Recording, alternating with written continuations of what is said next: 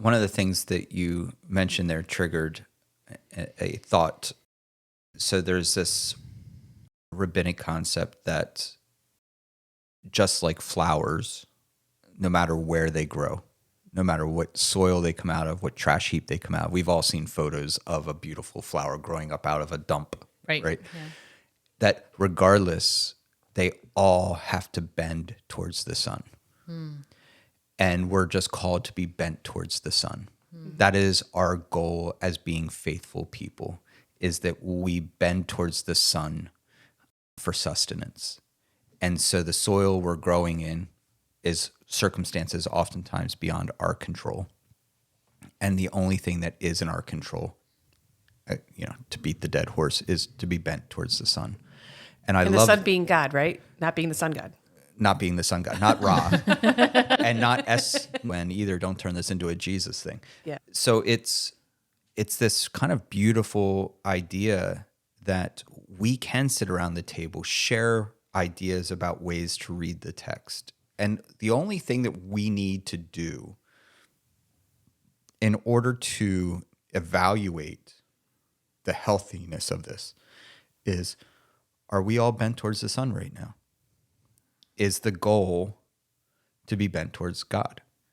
And if it is, even if there is something misguided in the way we're understanding it, that we should be careful and withhold harsh judgment on people because they're striving to be bent towards God.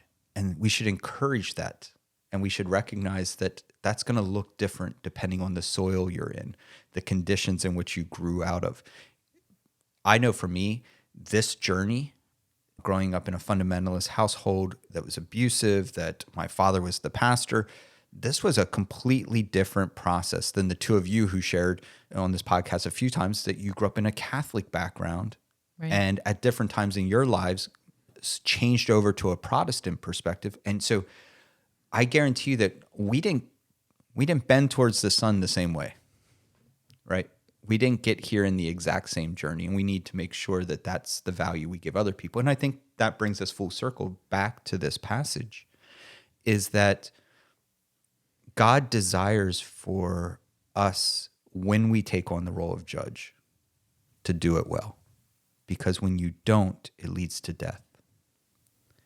And I think that that's powerful, right? I think that for many of us, we've all experienced someone else's poor judgment leading to the feelings of death and harm about you're not good enough, or even our own bad judgments about ourselves and the lies that we allowed to play. And I think this for Israel was Israel's way of understanding, how did we end up broken? How did we end up so hurting and hurting others? And I think this story resonated with them because they go, we became judges too young. Yeah. And our job is to do the best we can to return the role of judge to God. And we see that language constantly throughout the text. Even the book of Revelation in some way imagines that God will return and be the rightful judge. Jesus will be the rightful judge over all the peoples, right? And instead, our churches, our pastors tend to be setting up kings instead of judges.